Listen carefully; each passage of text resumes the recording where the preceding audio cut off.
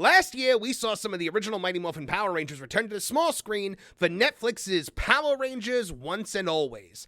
It was pretty well received by some people, bringing back fan favorites Billy, Zack, Cat, Alpha 5, Rita Repulsa, and fan tolerated characters like Rocky. Hello, I'm Marvin, and I'm the Movie Monster. Now, while I personally enjoyed the special and its original story, it wasn't very well received ratings-wise. It spent something like one day as number 7 on Netflix's top 10 before vanishing from the list entirely. And with the box office failure of the more adult-focused movie in 2017, it's no wonder that Netflix has pulled the plug on its planned Power Rangers reboot for an aged-up audience. However, one of the original Power Rangers has thrown her hat into the ring and pitched a story to the streaming giant.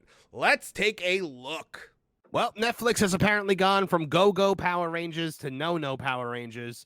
Netflix had planned a reboot of the Mighty Morphin Power Rangers for an aged-up audience, for people like me who grew up on the franchise. Now, Power Rangers, it was my thing. I loved it. It was my favorite show in the world. It was the thing that got me into superheroes, really. It was everything to me when I was a kid. And, I like nostalgia. I enjoyed Power Rangers Once and Always, but I understand that it's a kid's brand. It has always been a kid's brand. That's as you age out of it, and creating stuff for an aged up audience is fine as long as the audience exists and is there and is willing to kind of come in with you. So Comic Book Resources here reporting Netflix's Mighty Morphin Power Rangers reboot plan officially been shelved as the streaming platform cancels their upcoming take on the franchise. Per Screen Rant, who I don't like to show because they're garbage, Netflix has canceled their planned reboot of the Power Rangers franchise, which has been in development for 2 years at this point. The project was being led by Daisy Jones and the Six producer, and the thing about Pam showrunner Jenny Klein, and I Am Not Okay with This co-creator Jonathan Entwistle. Currently, it's expected that Hasbro Entertainment, who owns the Power Rangers franchise, will be looking to move forward with the project alongside a different creative partner. Now, I don't know about that. I can't imagine. Hasbro owns Power Rangers, but I believe they've dropped the Power Rangers toy rights. And they're a toy company, folks. They are a toy company that owns one of the biggest toy franchises that has ever existed, and they have dropped the toy rights to their own franchise. I don't know if they're going to move forward with a different partner on this. It would really surprise me, because let's look at the Power Rangers Once and Always. As I said in the beginning of the video, it debuted on Netflix, and I liked it. Some people didn't. Let's look at the scores here. We've got Rotten Tomatoes, 78% from critics, 85% from audience score. That's not bad for 500 plus ratings. Old fans of the franchise probably did like this. Power Rangers belongs to our inner kids, and Once and Always remembers that. The Netflix special celebrates 30 years of love and acceptance. You view the great for nostalgia, but pretty terrible. It was Power Rangers, guys. It was, Power Rangers Once and Always is Mighty Morphin reunion for the passionate Mighty Morphin fans who are able to find comfort, joy, entertainment, and escape from the show. And overall, the Power Rangers franchise reunion. Okay, that's kind of like they're writing for the New Yorker. Very good performance. I don't understand why the special's getting poor reviews. I loved it. No, bad. Okay, so that person didn't like it. But and then you look at Google scores over here. You got 3.3 out of 5 for Once and Always. Now, I liked it. I thought it was good. I wasn't expecting Shakespeare out of it. It's Power Rangers. Come on. I was expecting it to feel like Power Rangers, and it did. I liked hearing Alpha 5 back. I like that we got Rita back, even though she was a robot. I like that they're doing a Super Nintendo style Turtles in Time video game coming up for it. I think that's very exciting. But I get that not a lot of people dug it. It wasn't the thing, so we're not going to get more of it. And look, it was also really good to see Zack and Billy back, and Cat. I love Cat and Rocky. I guess we needed a Red Ranger, and I don't know why it wasn't Austin St. John, but I think he had some legal issues or something they probably didn't want to be a part of. So yeah, Netflix decided no thanks. So now we've had Once and Always, which failed. The 2017 movie, which was geared to all audiences, this was kind of like an MCU level thing where it could be for kids or for adults, and that failed as well. And it did not make money, did not get a sequel. Saban actually sold off the rights to this franchise based on the performance of that movie. So, or at least after the results of that movie. So, but then we have Amy Jo Johnson stepping in. Excuse me, Hasbro. I have a pretty solid idea for you. It's called MMPR The Return. Fan tested and approved. If you want to hit me up, I'm available to develop. Okay. So what is she talking about? MMPR The Return, Mighty Morphin Power Rangers The Return. This is her comic book series. Amy Jo Johnson developed a comic book series and wrote it with, creative help, I believe, as well. She wrote this comic book series that follows the story of Tommy and Kimberly's daughter. It's an alternate universe, folks, because in Power Rangers canon, Tommy married Kat, which I actually prefer because Kimberly dumps him in a Dear John letter at one point, and they have a son named JJ who's kind of been involved in. He was involved in the really really good graphic novel Soul of the Dragon, which follows Tommy as an adult on his last big adventure. Which, if they had ever made that while Jason David Frank was alive, I think that would have been big. But rest in power. By the way, my God, what a tragedy that he's gone. So she wrote this thing. It involves their daughter becoming the Green Ranger, and then she becomes the Pink Ranger. I guess it's being well received by people. I have no interest in it.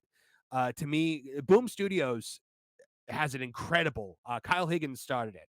Incredible comic book series. It went through Shattered Grid, introduced Lord Dracon to the franchise. I really, really like this series a lot. I think it has a lot to say. It's like a love letter to the fans. It's written by fans, and you can tell. Amy Jo Johnson is not a Power Rangers fan, folks. We all watch. If you watch I Love the 90s and the episode she was on, she rolled her eyes through all the Power Rangers segments about it. She clearly wanted nothing to do with Power. Look, I also get it. I understand that a lot of the Power Rangers nerds, the unwashed masses, kind of creeped her out pretty early on because she was everybody's first crush. And they probably said a lot of really creepy things to her. I get it. I wouldn't like Power Rangers either.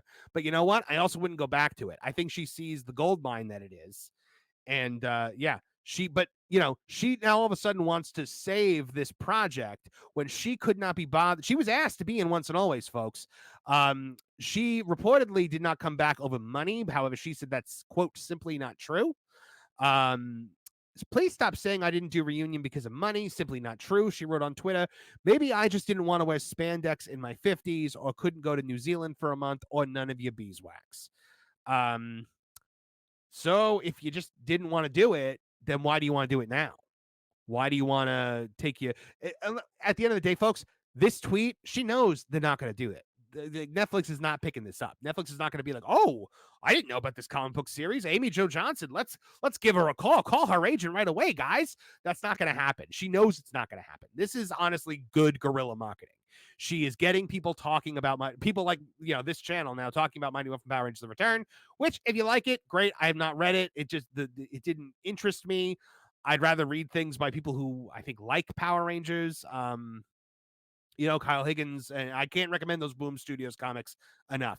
Right now, they're doing a really good, where Rita Repulsa is Mistress Vile, and they're doing a whole thing with Doc Spector and Zordon's. He's taken over Zordon's original body. It's very, very good.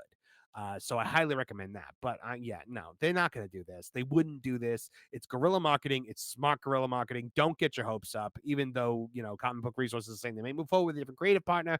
I just don't see it happening. Look, I'm going to touch on this in the conclusion too, but I will say, I talk a lot about knowing your audience. The audience for Power Rangers is kids. Power Rangers Cosmic Fury and Power Rangers Dino Fury did huge numbers for Netflix. They're now producing Power Rangers for the first time entirely originally in the United States. They're not using Sentai footage at all, I believe, except for maybe the odd Megazord fight here and there. But it's the franchise is having kind of a renaissance, and it's doing really well. And I think you're seeing a lot of love being given to that because it's staying true to its audience. Now, I say all the time about Star Wars and Marvel and, all these places that want to rebrand a boys brand into a girls brand. You can't do that and expect to succeed. Just like you can't take this kids brand and shoehorn it for adults who have aged out of the property and expect it to succeed. Even though it would appeal to me, even though I would probably like it, it's a smart business decision to not do it, folks.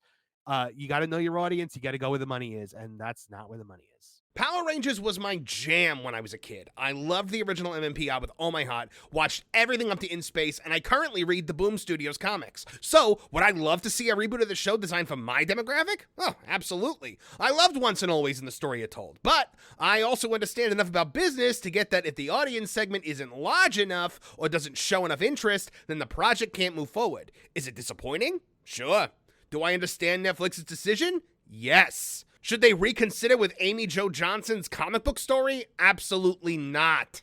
Anyway, what do you guys think? What was your favorite Power Rangers series? Who's your favorite Ranger? What do you think of Power Rangers Cosmic Fury? Sound off in the comments section and let me know. And please like, share, and subscribe. Click the bell icon to get notified of new videos as they drop. For all of us here at Tooningtown TV, I'm Marvin the Movie Monster. Now get out of here!